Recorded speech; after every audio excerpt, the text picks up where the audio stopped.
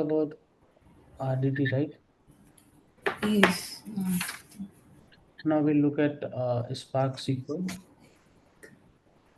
Okay. and also with this we'll look at in the Spark SQL we have two things. One is data frame and one is dataset. We'll look at it, both of it. Okay, and when writing the Spark library, either you can use data frame or dataset, or if you are writing code on RDT, we'll see there are three ways to write. These two are almost similar, it's just concepts different that when to use which. And RDT and data frame and dataset,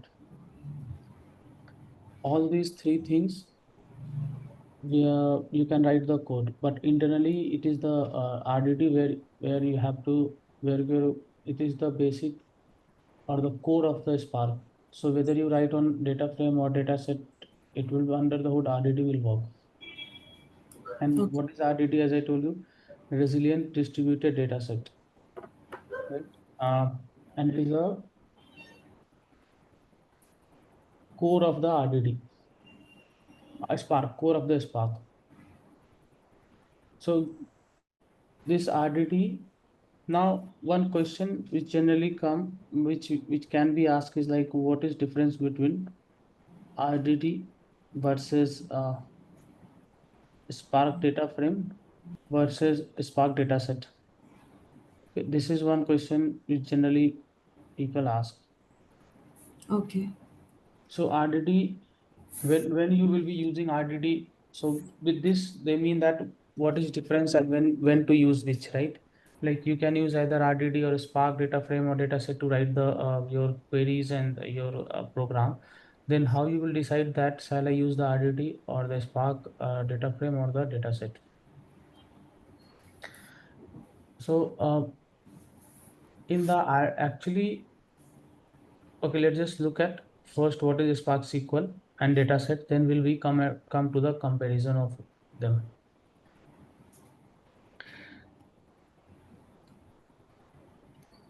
So data frame is also distributed. Okay, like how your RDD is distributed. Let's suppose if I have multiple servers, your RDD distributed. If I have 1 GB file, okay.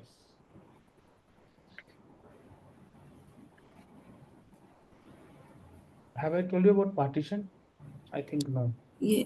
128. Okay, yeah, okay. 128 is the default partition. Okay. Yes. Mm. Now tell me one thing. Now let me just let's suppose that you have this file of uh,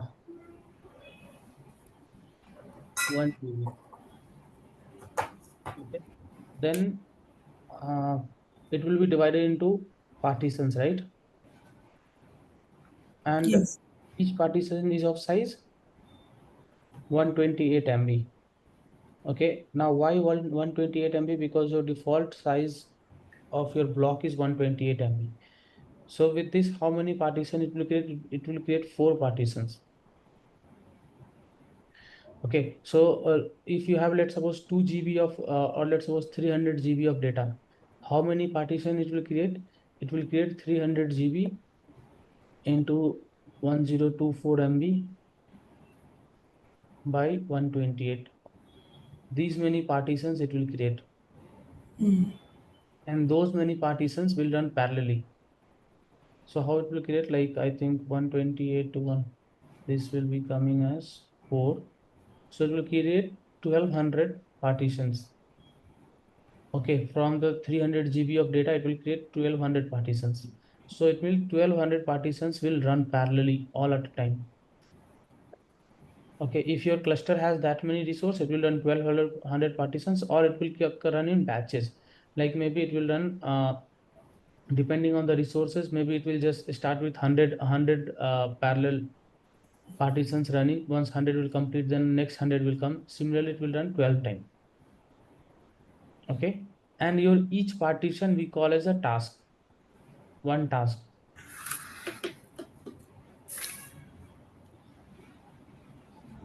You got it? Yes. Okay, when it comes to task,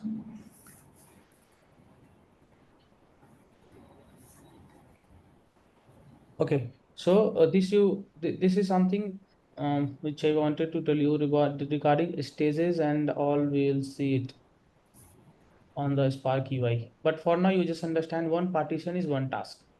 So if it has created 1200 partition, it means it has created 1200 tasks, and each task will run on multiple servers, or on one servers you can run 2 3 tasks. Now, uh, where the task will run? Server. Which server? It's server. On the worker node, right? Yeah. It will run on worker node, and on worker node you will have executors, Yes. correct?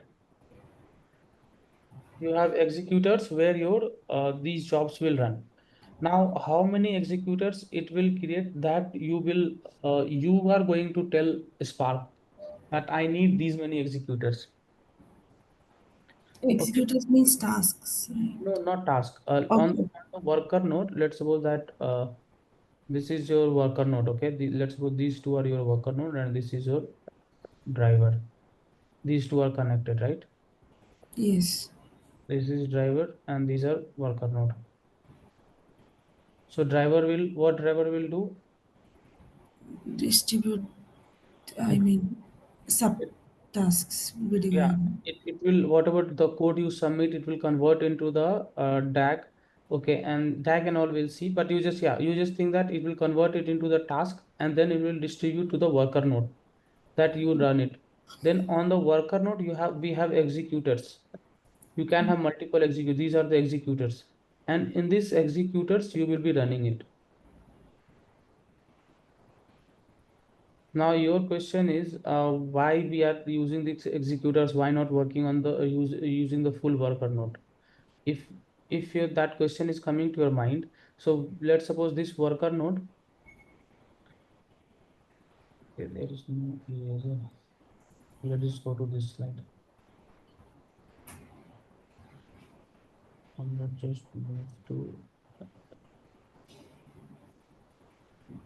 Let's suppose this one. Okay, this is these slides will come later. Execution mode and all. Let's just first finish that. So let's just this is driver. This is worker. Okay, and this worker is of, each worker has the capacity of, let's suppose 32 GB RAM and 100 GB space, disk space, and 16 core is CPU. Okay, and okay, one more thing, one partition need one core. Okay, one partition need one core to run the task. Okay, so now let's suppose this is the 32 GB RAM, 16 GB, 16 core, and this you understand, right? Core and all. Yes. Yeah, and 100 GB, this is the capacity of this worker node. All three worker node has this capacity. Now you have one job where you have a.txt as the table. Okay, and it is, let's suppose 2 GB. Okay, then maybe you don't need these many space, right? 32 GB, 16 core. What you will do with this? If I'm using full resource, full worker node, okay, just to process the 2 GB of data, means I'm wasting the resources, right? I'm not fully utilizing it. So maybe once I run the Spark job. Okay, there is some Spark submit command. We'll see about this. But once you write the Spark sum, or when you are submitting the job to the driver, you will write there that number of executors. I want two. I want two number of executors to run my this job, and each executors will be of like core. You will give that I need two core on each executor. and I need a memory of 4 GB. Okay, so Okay. let's suppose you submitted with this configuration. Then what it will do, it will start two executors for you, one and two. Maybe here and maybe here one executors are depending on your resources. Okay, so that it will do. And now you will run your this job on these two executors. So let's see, after that you submitted job b.txt where you have 10 GB of data, right? You still have spaces here, right? Because you have only used two core of two executors, means you have used four core, and you have used 8 GB of RAM from 32 GB and 16 core. So still there you can have multiple other executors running here, right? You are getting this or not? Yes, yes.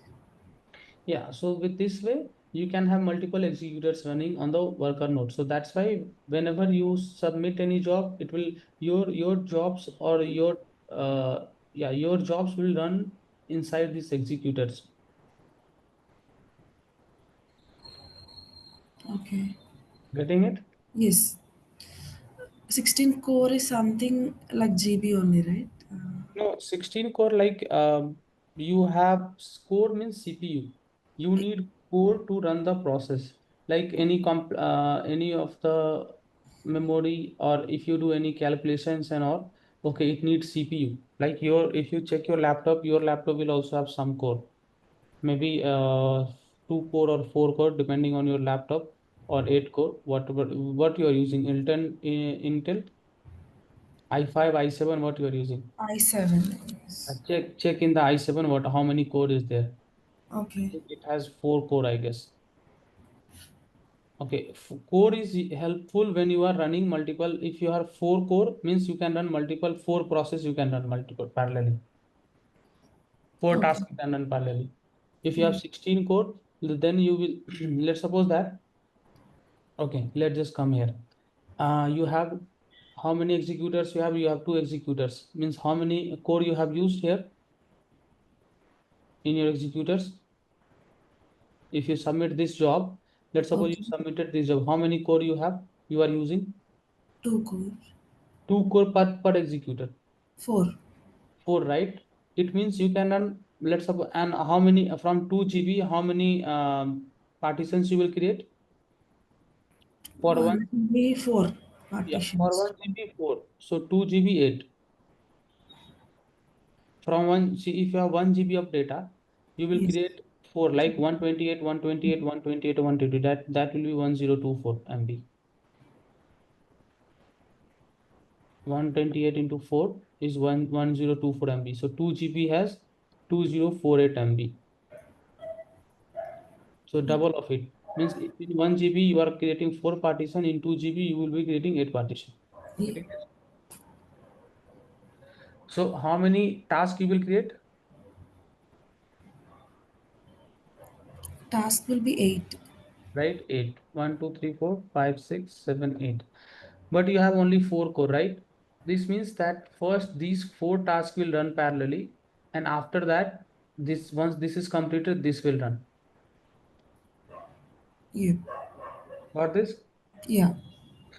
But let's suppose that you defined here that I need on each executors I need 4 core. Let's suppose you mention like this. In that case, you will in just in one shot all your task will run because you already have 4 core.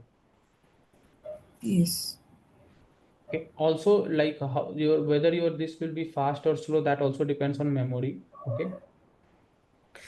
After maybe I will take one session that how to decide after once we complete this. Okay, during optimizations and all, I will tell you that how you will decide how many core I need, how many executors I need, what will be the memory depending on your data size. So in RDD, okay, you will have you don't have tables. Okay, you will, let's suppose you have a.txt as file, you will read it and then you will implement you read in, let's suppose you read it on one RDD. Okay, after that on this RDD you will implement other transformations, like let's suppose filter and all. You have to write something like this, like filter, then I on this you will do some RDD2 equal to RDD1 dot group by something like this. Okay, you cannot write SQL on RDD, but on the data frame you can write the SQL. Okay. Okay, it is though we are just using the data frame, but sometime you may need to use the RDD. Okay, but let's just first try to look at this, then we'll see when to use RDD, when to use the data frame. So Spark SQL introduced tabular data abstraction called data frame. So when you are reading anything, any text file, let's suppose I here if I am reading a.txt on RDD, I have to do the operations like this. If I am reading a.txt into the data frame, I can directly write the query on top of it, normal SQL query. Like let's suppose I was doing filter and group by, right? So I will write, let's suppose filter I was doing on age column. Here I was doing the age column where age is greater than 30. And then I'm grouping it by, let's suppose I'm grouping it by candidate ID. Or let's suppose just the, or no, I cannot group it by employee ID. Let's suppose group it by age. Okay. So here you will write select, let's suppose I'm getting sum of age from, let's suppose when I inserted a.txt, I have given the table name as A, from A where age is greater than 30 and group by age. So this is your SQL query. And similarly, you can write it on the RDD like this. Filter where age is greater than group by age and then dot sum. So same thing you can write in RDD in the RDD as well as in the data frame. But you have to write in the Scala way or Python way like this, that applying the filter here, group by here. And also there are some optimization difference between RDD and data frame. We'll see that. But basically you can understand that if you are writing on the data frame, you have a structure on your table, a structure on your data in the tabular format. Structure on data, with that I mean that your data will be in the tabular format. Let's suppose that I have a.txt and it has column like employee ID, then you have age, let's suppose only two column. Okay, then how you will do, while reading the a.txt, you have to split it. You have to split it based on the comma, and then you will just read the age out of it, and then you will do it. But if you have this file, you will directly read into the data frame, and you can directly write the query on this. Means when you work on the RDD, you have flat file, but when you work on data frame, you have tabular format. So basically, flat files should use RDD. Yeah, when you have flat file, or there are other way also, like when you have unstructured data. Okay, let's suppose that I have data something like this in the logs, right? You see the logs file does not have a structure, Yes. right? If my file is in the CSV format, and I have the JSON format, or I have the XML format, it has some structure, some semi structure. If your data for size data is semi structure or structured, you know about structured data, semi structured data. No, but Okay, then general idea I have. just write that topic, read about it, what is structure and semi-structure. Okay. But same structure data means data will have a structure. Like if I tell you about JSON, sorry, CSV, right? CSV will have something like this, right? Structure. Employee ID, all will be the comma separated value, right? Yes. If you open any Excel file also, you will see that it is comma separated, or maybe if not comma separated, then let's suppose it is separated by hash. Okay, these we call as the structure data. Semi structure is JSON, XML. This we call as the semi structure, because in the JSON we can have the nested JSON, and sometime maybe you don't have the, let's suppose I have a name, okay, and then age like this. Sometime you may not have the age in some of the JSON, right? So JSON, XML, these we call as the semi structured data, and CSV is the structured data. You write this topic and read about it, structure versus Okay. semi structured data. Okay? Structured, semi-structured, and unstructured. Unstructured data is log. See, semi-structured data, when I say JSON, it has some structure, right? Like name and age will be there. In CSV, you will always have CSV call as a structure because it is separated by either by the comma or by hash or by space, anything. And JSON will also have some structure. XML will have some structure. That's why we call it the semi-structure. But logs does not have any structure. Means if you want to read anything from log, you don't know, right? Sometimes your let's suppose you are printing the log, something is coming at the first place. Okay, maybe in the next line it will coming at the third place. So you have to write some regex regular expression to extract things from log. So for the structure and semi-structured data, we will be using data frame. For the unstructured data, you will be using the RDD. We'll see all those differences, but that is one difference. Data frame is data structure or domain-specific language working with the structure and semi-structured data. Data frame store in more efficient manner than native RDD, talking advantage of their schema. Okay, so when you store into the data frame, it will like more efficient because it is taking the advantage of their schema because your a.txt, CSV or JSON will have some schema. So it will take the advantage and will store it more efficiently. It use immutable in-memory, resilient, distributed, and parallel capability of RDD and apply structure called schema to allow data Spark manage this. See, this I told you, right? Under the hood, it will be RDD only. So it is telling that it will take the parallel capabilities of RDD and apply a structure called schema. Means I am under the hood working on the RDD only, but I am just applying a structure schema on top of it. Like I have the so I'm applying a structure schema so that I can query on top of it because you need schema, right? If in your DB and all you will have a schema there on, and then you can query the database, right? So here also, if you want to do any query, you need a schema on that, on top of that file or that. Unlike an RDD, data is organized into name column like table in relational database. Okay, so in RDD, your things are not organized into the columns, but in data frame, it will be. Do you know about compiled time and runtime? You are using Java or any language? Okay, you know that about the compilation. One is job, some Uh, exit. Like compilation is committing. Not committing compilations. When you run any Java job or anything, it will first compile to check whether it has any issue or not, Yes, right? yeah, yeah, yes, And the exactly. Maven, have you used this Maven project? Yeah, I just used Okay. in some years back. Okay, so you know that, right? In the Maven, we use this clean compile command, right? Yes, Where it will compile and check if your code has any issue or not, if anything is missing, yeah, have you missed any colon or anything, right? Let's suppose you are writing any Java code and you miss any colon, then this compile will give you the issue. errors. Yeah. Okay, and let's suppose that if you are not compiling, then what will happen? Now, let's suppose that if you don't have this compile, right? Then if you don't have then this compile, then what will happen? It We will, may, yeah, go ahead. errors may be Yeah, not so available. Yeah. we miss the error, right? During this compile time, then what will happen? If I run it, it will fail, right? Yes, Right. So it's good that I am capturing things on the compile time only. Let's suppose I am running it. So there are two way you can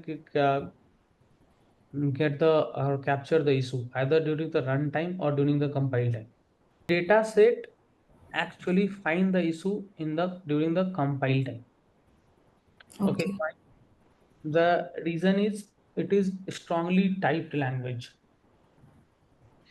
And one more thing, with that strongly typed language, what I mean is like during compile time, it will check whether you means in the compile time also. Let's suppose that what I'm doing, I have defined one integer. Okay, I have defined integer equal to let's suppose I define one this one a as integer. Okay, and let's just give it as null. Okay, at the beginning I give it null, and then after that what I'm doing, I'm assigning a equal to let's just give a name, or let's just give it a month, January. Okay. I have what I have done here. I have defined a as int, but I'm assigning a string to it, right? So this is a issue. You will get the compile time error during this. That you are telling that a is integer, but you are assigning integer to a string, right? Yes. So this is the issue. So these things actually Java capture at the compile time only. Okay. If let's suppose I'm not if this compilation is not available in some language, then it will be captured during the code running time, right? During when Mm. your code will you will run your code, that time you will face this issue. So this data set provide you compile time type safety. During the compile time, it will check all the types and everything, right? So the difference only between the data frame and data set is compile time type safety of the RDD API. Means when they say RDD API, because under the hood it is RDD only, right? Whether you are using data frame or data set, under the hood it is RDD. When your RDD has some schema plus RDD, it means it's data frame. Okay. Okay, schema plus RDD, it means data frame. Schema plus RDD plus type safety, Type safety is something. which during the compile time only it will check what you have assigned the types are correct or not. Okay. Okay. Okay, you what you have given means it will check all the types what you have used in your code. That Okay. is the compile time safety. See, actually, in the how we are writing uh, data frame. Okay, and one more thing, this data set is only available in the it is not available in Python or R. It is only available in Java and Scala. Okay. Why? Because R and Python does not support this compile. It does not have compilation. It will check during the runtime if any issues has come or not. Okay. Okay. So only the difference between dataset and data frame is compilation run. Right. It will check all your types during your compilation. Okay. So, but there are use case that when you will be using what? Okay, that will be seeing, because see, if I have, why this data frame has come? Can you tell me? For structured data. Right, for structured data there are some optimizations also, but Mm. we see here, you can see that writing the code with the RDD is difficult, and also the storage also we see that previously, right? If Spark know the schema, it can efficiently store the data. So why typing is matter?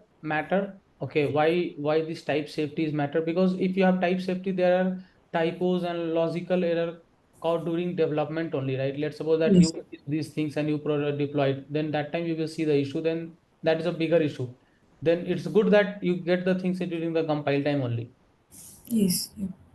See, Java and Spark will know this data set is only data set API is not available in Python, because it is checking these things on runtime. There is no compilation in the Spark. Okay. So we call data frame in the data frame Spark and all it will also doesn't see when you write. Let's suppose that you have a.txt, okay, and it has two. I showed you, right? It has two column, employee ID and age. Let's suppose in the PySpark or the writing your Python, you wrote that select. Let's suppose you wrote select salary, select salary from a table, but your a table does not has any salary column, right? Only has employee and the it only has employee ID and age. Okay, so this issue data set will capture during compile time only, but data frame and all it will see during the runtime. And, okay. I think this is RDD is something. Data frame means it uses schema RDD, right. unstructured data. Unstructured. Yeah. Come again. Come again. RDD means unstructured data No, processing. RDD can be structured data also. You can, and the RDD, you can read any type of data, be it a structure or unstructured. You can read JSON also. You can Okay. read CSV also. In the RDD, you can read both structure as well as unstructured data. But in the data frame dataset, only structure and semi-structure, not the unstructured, Okay. like log file. So this is the only difference between all these three. Uh, no, there are some optimizations also available in dataset and data frame. We'll see that. Okay. Okay. There are some optimizations also available in dataset and data frame, which is not available in RDD. Okay.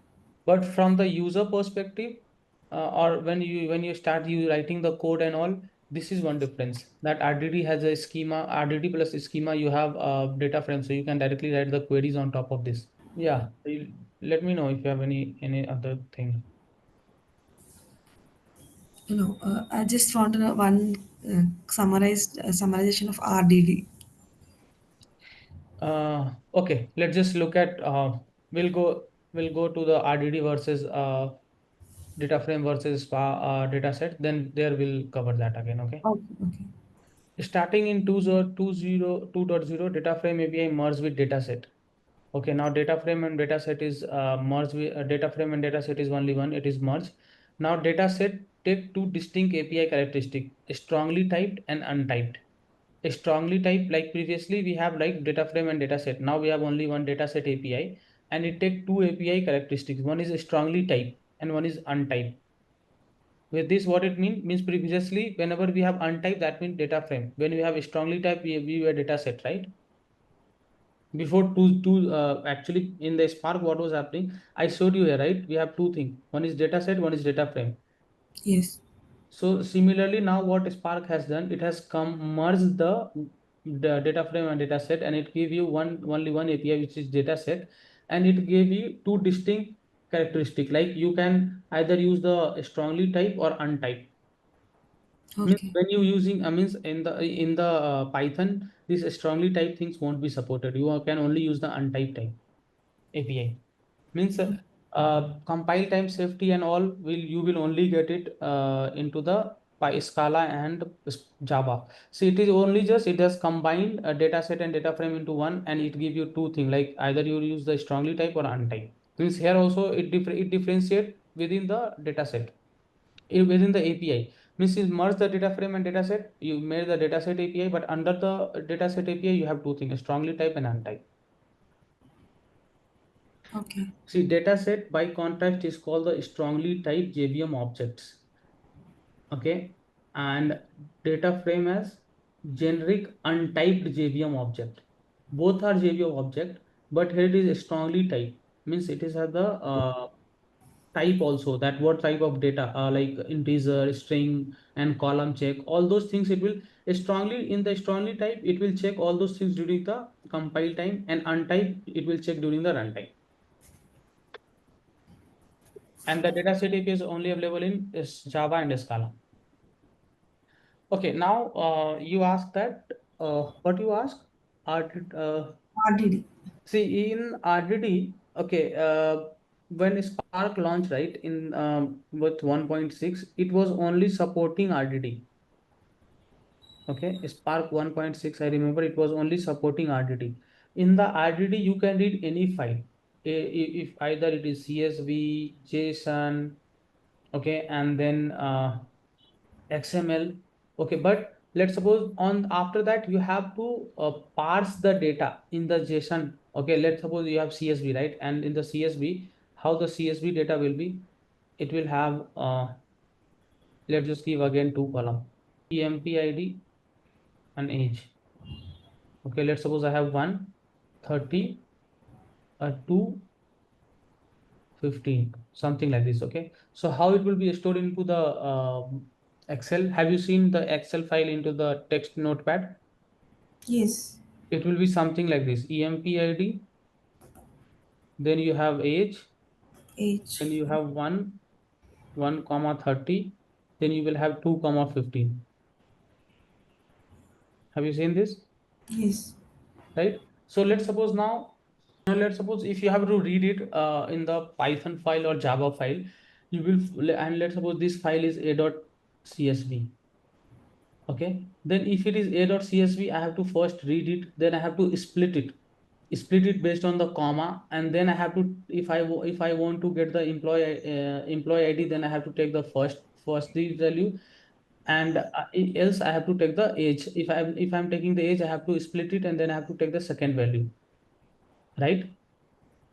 Here, I'm splitting it based on the comma, because I have what let's suppose I have a.csv, then I will split it. I will split is a function which you can use it. So I am splitting it based on the comma. Once I split it, let's suppose I have this as a.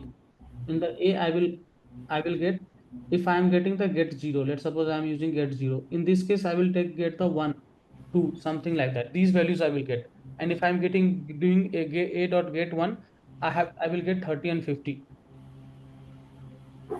Okay. But if you are reading the same file a.csv into the data frame, you will get something like this table. You can directly write select. If I want employee ID, I will write select employee ID. Your issue cleared, or you still have something, No, no, I got it. Yeah, thank you. Yeah. right? This is the difference when you are writing the code, but there are other difference also. We'll see that. Okay, from the optimization perspective. Okay. Other than the transformations, other than the optimizations, uh, basically, I would say the difference is like whenever you have any structure or anything, just read it and use it the data frame or data set. Okay. Or when you have unstructured data, use the RDD. I told you, right? Spark data frame and data set has some optimizations also, right? Yes. There that is coming from the catalyst optimizer. Okay. This is present in the Spark SQL, which actually give it some optimize it internally. If you write any query, it will do the optimization on top of it. But this is not what optimization it will do, how it will do, that we'll see. But these optimization is not done on the RDD. Okay, if you run any code on the RDD, this catalyst optimizer won't come into the picture to optimize the code. Or I would say, if you are writing any code on the sequels, right, that would be optimized using the catalyst optimizer. But if you are using anything or writing any code in RDD, you yourself has to optimize everything. But under the hood, if you are using Spark SQL, catalyst optimizer will optimize your code. Okay. This optimizer make query run much faster than the RDD counterpart. If you are writing same thing in RDD and same thing in Spark SQL, then Catalyst optimizer will optimize your code, okay, and it will run more faster. We'll see how it is optimizing. So Catalyst in modular library, which built on the rule-based system, okay, like constant folding, rule-based in how you have null check and all those things. Let's just I have one slides. We'll just go to that. Okay, because of the Catalyst optimizer, your Spark SQL, where you have data frame and data set, will run faster than RDD. Got it? Yeah, yeah, got it. Okay, now I'm moving to how this Catalyst optimizer is working and how it is making faster. If you have any question, you can ask. Then we'll move there. See, many questions will come to you on this Spark Catalyst. What is difference between data frame, data set, RDD? Okay, when to use which, the difference between RDD and these things, I would let me just tell you again. So in the RDD, difference between RDD and the data frame or data set, what is that? RDD plus schema is data set, right? Yes. Data set, because now I'm telling you data set because data frame and data set is merged to one Right. API, which is data set. Okay. In the now RDD plus schema equal to data set, correct? Under Yes. the data set, you have data untyped API and type check API, right? Wherever you are checking all the integers value and whatever you have used. If you are checking the columns, type, what you have, the things you have used during the compile time, then we call is the data set. But if you are checking on the runtime, then we call it a data frame. And Yes. Python is not supporting the data set. It is only means type check. It is only supporting the untype check. And also there are other thing also in the data set and data frame, that is catalyst optimizer, which optimizes the query. So if you are writing the same code in the RDD and the or and means not same code with mean with that I mean you will write in the SQL into the data frame, and on the like Scala way, let's suppose you write the same thing like filter and group by in the RDD, and then select query with filter and group by into the data frame, then your query which you are writing in the data frame may run faster than the RDD because of this catalyst optimizer. And how catalyst optimizer will optimize the things, we'll see it.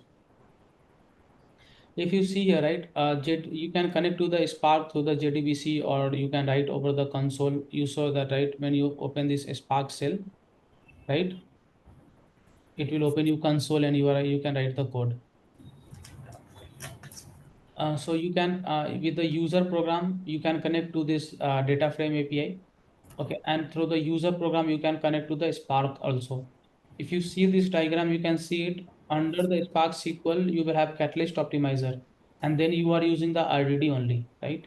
If you are using data frame, then also you are working on the RDD, and if you are directly working on the RDD, then also you are working on the RDD. But when you are working on the data frame, you have this catalyst optimizer in between, which is optimizing your query. So this is, I told you, right, when I was teaching you that Spark driver was making a plan, right? When you submit any code or anything to the driver, it will first create a plan out of it, Yes. right? So how it is creating plan, this is the way how in this way are following these things, it is actually creating a plan. Okay. Okay. So let's just look at it. And in this plan only, it is optimizing your job, not in the RDD. Okay. These things I'm talking about the specific to the data frame or data set. Means I would say, yeah, data set. Okay. These things won't be coming into the RDD. In RDD also, it will create the plan. Okay. That we'll see. But this plan will be optimized.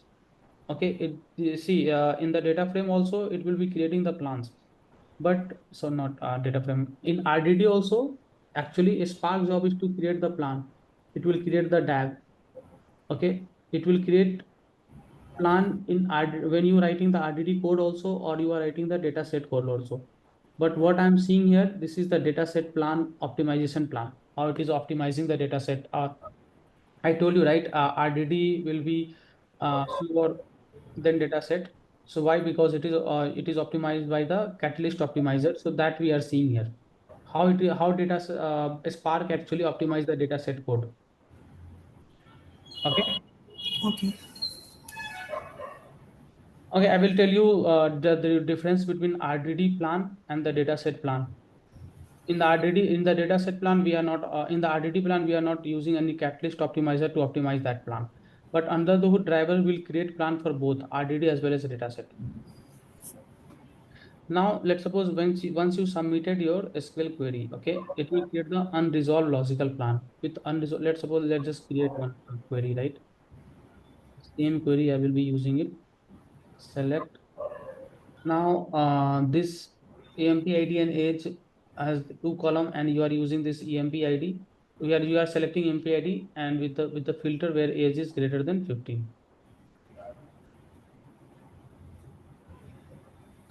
Now, once you let's suppose you submitted this code to the Spark. Okay, you submitted this code here to the driver. Then what driver will do? Driver will do the unresolved logical plan. What it will do, it will just check your these things. EMP ID. Okay, I have it will create one plan like I have age greater than 30 and I have to get the EMP ID. Something like this, it will create one plan. Okay. Why we are calling it unresolved logical plan? Because you it has not yet checked whether employee ID and age is present in the employee table or not. Okay. Okay. Here it will just create plan like this, that EMP ID I have to get, and where filter is like age is greater than 30.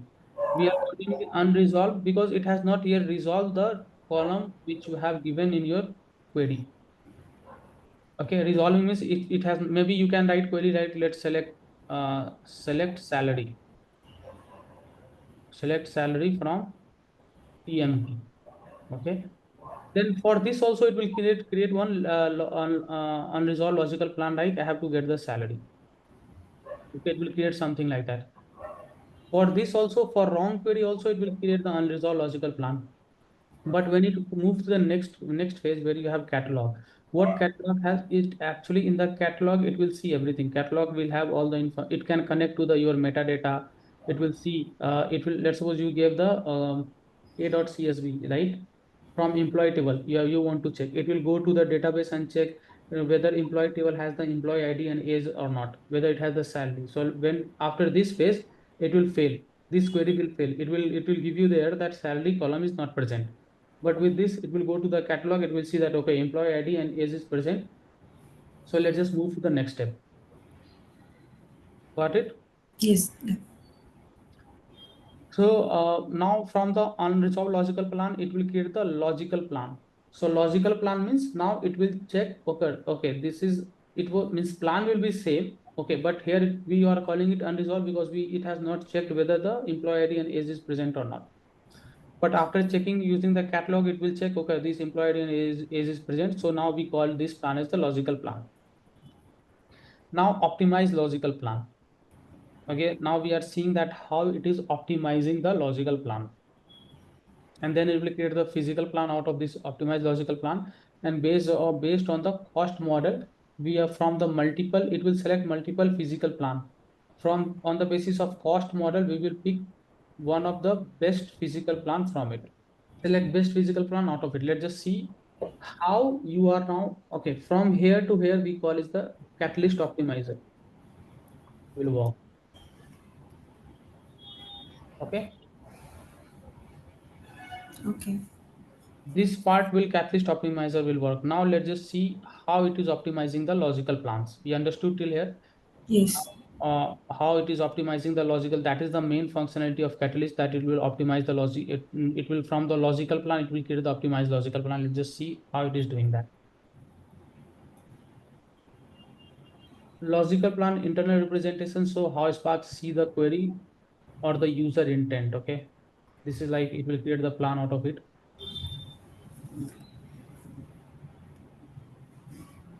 Different series of transformation are applied on logical plan to get the structure plan and make it optimize physical plans. So transformations here mean filter, group by. Here also, here also you are using the filter, right? If you are filtering things. So this is a filter, and filter is a transformation. Have I showed you filter and all? That is the transformations and action. I think I have covered, right? What is the difference between transformation and action? Yeah. Transformation XML. Okay, no action. Okay. Can you remind me tomorrow about the Sure. transformation and Sure. action? Okay.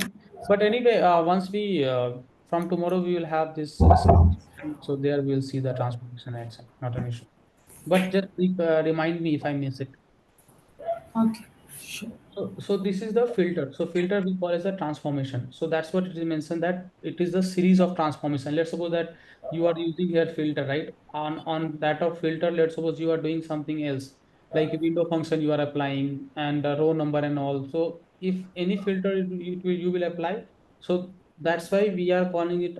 You may apply multiple filters. So all the filters and whatever the transformations you apply on it, like map and all, so those will be, we are calling the series of transformation is will be applied on that logical plan.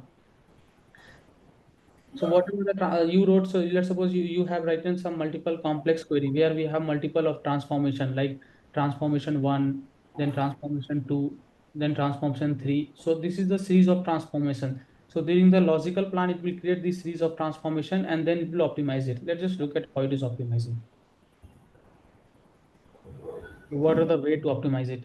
See, these are the filter push down, column pruning.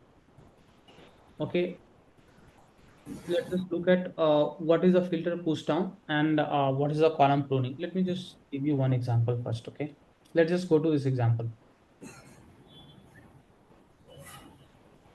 See, this is one example, right? You have joined, okay. Then you are joining one data set. Let's just look at this query first. Understood this? Can you tell me what it is doing? Query. So Yeah,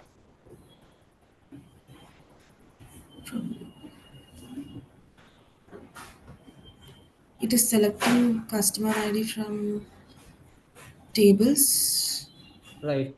with key column. So you have three table here: customer, store, and data div, right? Data dimension or data div. And on which column you are joining? Uh, Cu- this customer, Customer SK. right? Customer SK, you are joining this.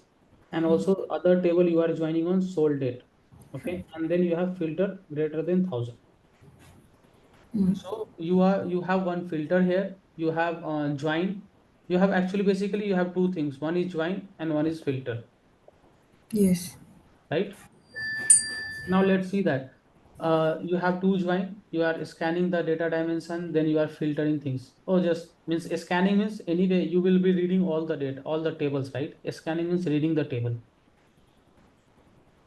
You Yes. have to scan the table if you want to do any means. You have to read the table, right? If you want to do anything. So you are scanning the table. You have filter and then you have join. Now let's just come to this. So let's suppose that your one join has 500 million record.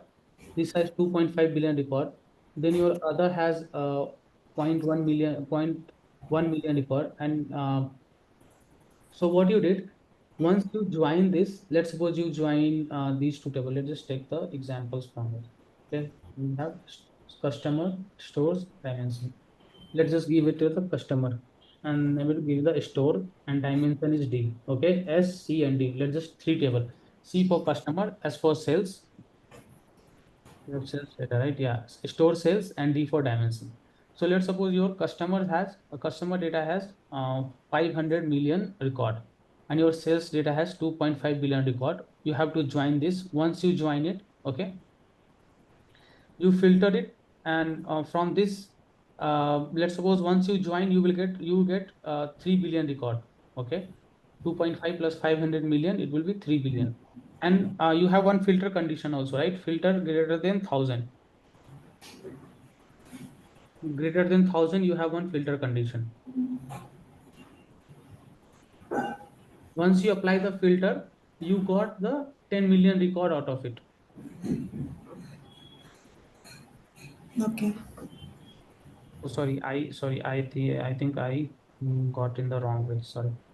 It will start from here. Sorry, I come wrong way. You are first scanning the store cells, right? Okay. First, you have to read the data, right? Means you will scan the data. So here it is S, here it is C, and here it is D. You scan the data. You have like 3 billion records. Okay. Okay. Means store sales, you have 3 billion record. In the customer, you have 12 million records, and you have one filter condition greater than 1,000, right? So from that you got 10 million record. From the to have 12 million records, when you apply the filter will reduce your column. This is clear or not? Do you understand why how I'm getting 10 million records or not? Once again, please. Okay. So if let's suppose I have this one table where Okay. I have employee ID and where I have employee ID and age. Okay. And here one, two, three, four. So here age is 30, age is 15, age is 16, and age is 12. Okay. So if I read this table, EMP, Okay. how many record I will get? 4. 4. And let's suppose on this I apply the filter where age is greater than 15. How many record I will get? 1. 1 or 2? So 2. 30 and 16, right? Yep. Greater than 15. So similarly, I had 12 record. When I apply filter greater than 1000, I got 10 million record. Okay. Okay. And once I join this 3 billion record and 10 million record, I got 2.5 billion record. Okay. Okay. And now after that, what I did, I joined this record, whatever I got here, I joined this with 0.1 million record and I got 500 million record. Okay. Okay. So now this is one way to do it. Can you tell me what other way you can do? Let's just look at it and see the other way. Okay. Yeah, just look at it and tell me if you can, if you're understanding this. First joining. You have to read from below. Yeah. First it scans both the tables Just and look at the come. difference between these two. Let's just come here first. What we are doing here, we are joining all three tables that you know, right? Yes. From here you see that we are joining all the three table and we have one filter condition here. This is three table we are joining and we have one filter condition here. Correct? Yes. Now let's just comment here. So here what we are doing, we are scanning, we are filtering. After filtering, we are joining these two, and whatever the result we got, we are joining with this third table, right? Okay. Scanning, then filtering, then joining. Right? Hmm. Ultimately, we are joining all the three table. First, Yes. here we are joining these two, and then we are joining these two. Okay. Correct? Here we have 3 billion record. Here we have 10 million. We joined 3 billion and 10 million record. Okay. And then whatever the record we got, we join these two, 0.1 million and 2.5 billion record, right? Yes. Okay.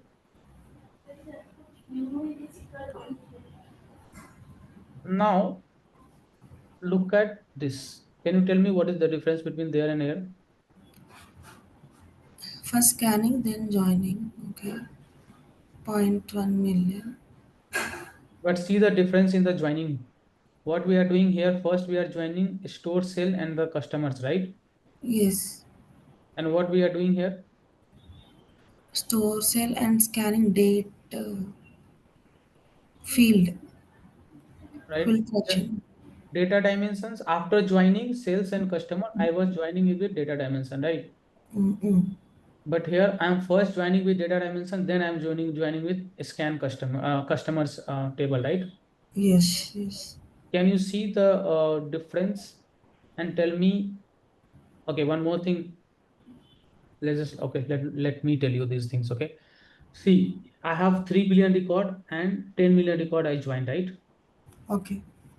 Okay. So with this, can you see that if I let's suppose if I'm joining 1,000 record and 5,000 record, and in what one place I am joining 1,000 record and 100 record, which will be slower and which will be faster, which will take more resource and which will take less resource. This is A. Let's suppose this is A job and this is B job, which will take more resource, which will take less resource. In both of them, I am joining these two. 100 and 1,000. 5,000 and 1,000. Right. Okay. Yeah. 100 and 1,000 should be less. Should be less, right? Yes. It will get means more record means more resource you need and more time you need, right? Yes. So similarly, if you see here, I was joining 3 billion record and 10 million record, right? Mm. Yes. Ultimately, I have to join all the three table. So Spark thought in a way like why not join this first, right? I have only 0.1 million record. Why Okay. I'm joining with 10 million record? If I have to join, ultimately I have to join all the three table. Let's just join these two first because I have less record here, right? Only 0.1 million. If I join 0.1 million record and 3 billion record, I need less time, right? To, Yes. to process. So that's why Spark thought that, okay, let not do in this way. Okay, I wrote query in this way. Okay, I wrote query in this way, like you do in this way, but it will it process it and think that okay, if I do join 3 billion record and 1 million record, it will be faster. So let's just do in this way. Okay. After that, once I get the record, then join these two. If you see here, I got the record 2.5 billion and then I'm joining with 0.1 billion, right? So here, but here I am joining 500 million and 10 million. Here I was joining 3 billion and 10 million. But here I am joining 500 million, 10 million. So with this, what I'm saying to trying to tell you that Spark automatically think in the way that where the your data shuffling will be less and you are taking less time. Okay. You write query in this way, like let's just join these two table first, then join with this.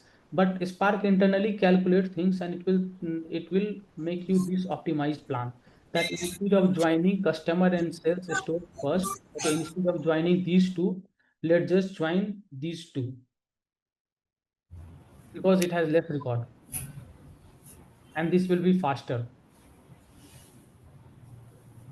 You got Okay. it? Yes. Got it. So this is some kind of optimization which Spark do internally. And this is only available on dataset and data frame. Okay. If you write this query into the RDD will similarly do in this way. It won't optimize the code. Okay. But if you write the same thing on the Spark data frame, it will optimize your code. This is one optimization, but there are other optimizations also which it do internally. This is one example I'm telling you. Okay. Okay. Yeah.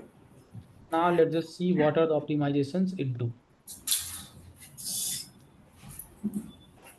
See, filter push down means moving the filter close to the data source. Okay, like doing the fill. Let's suppose that you have two things, right? You have A, B. Okay, you have to join A and B, and then filter the data. Okay.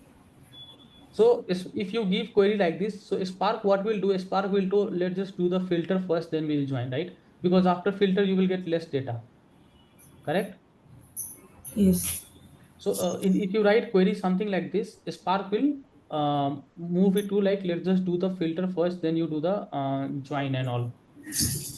So there are something like push down predicate. Actually, these are available in the databases also. These optimizations and all, and they Okay. are column pruning. Means let's suppose that in your select query, okay, you have used multiple columns like A, B, C, D, all the columns you have taken. Okay, but you need and the final result you need only A and B. So it's unnecessary to take C and D, right? So it will do all the column, unnecessary column, whatever you need in the final result, those columns only it will do. Because let's suppose if I'm reading this data, I'm unnecessarily wasting the time. So those optimization it will do on top of this. So constant folding means let's suppose that you have age, okay, and you are doing that. Let's just add 1 plus 2 in all the ages, all the age. So in the constant folding, what it will do, it will see that, okay, this is constant, I can do it something like that. It will make it 3 and it will do something like as plus 3. Okay. Okay, so these are some of the technique like constant folding, column pruning, push down predicate, which it will internally use, okay, to do the optimization. This is one rule based optimization. Now other is cost based optimization, right? So these are this is actually the cost based optimization. Okay, these are the rule based, like selecting only the necessary column, moving filter close to the data source, pruning unnecessary column, constant folding. These are rule based optimizer. And there are other optimizer which we call as the cost based optimizer. In the cost based optimizer, only these things will happen. Like joining how it will do in the cost based optimization. Actually in the cost based optimization it will scan all the rows and all, and it will check how many records are there. Okay, and on that basis it will try to do the joins and all on the respective data. Let's suppose in this what Spark will do, Spark will scan the store sales customers and scan data. And then it will see that, okay, it has 3 billion record, it has 10 million, it has 3 billion record, it has 10 million record, and it has 0.1 million record. So after doing the cost based optimization, it will think that it will come up with a plan that instead of joining these two, let's just join these two first. Okay. Okay. So on the basis of cost based plan, it is coming on those things. Okay. And how there are some formula, actually you don't need to understand this much. You just understand that there is some cost based and rule based. And on the high level, that on the base cost base, it will look at all the scan all the tables, it will try to look at what is the maximum value, minimum value. Okay. And cost formula is something this, I don't think you need to know this much, but this is some formula which internally it used to calculate that how it will calculate whether I should use this filter. First, I should join these two and then do the filter and all. There is some formula which it will be using. Okay. Okay. So it will check at the column level statistics. It will check the man, max, mean, null count, average length, everything it will check for all Okay. the tables or whatever you are using. And on top of that, it will optimize. It will use the optimization, cost-based optimizer and rule-based optimizer, and then it will give you the final plan out of it. Okay. But these things are not available in the data RDD. Okay. Okay, so that's why we are using data frame in our query production and everything. You can use the RDD when you have some unstructured data. Okay. Okay, because you cannot create table on the top of the unstructured data. So mostly in case of RDD or in case of unstructured data only, we are using the RDD. Got it. Okay, I think this is something with the data frame. Few things are left. I think DAG and lineage I am seeing I have not explained to you. So action and transformation that we'll see during that. Okay, I will look at it. What I have not covered, maybe I will take cover that in the beginning, or from tomorrow we'll start the Spark, Scala, or maybe day after tomorrow we'll start the Scala. Okay. I think there are few topic left. First I will cover that. Okay, then only I will move to others.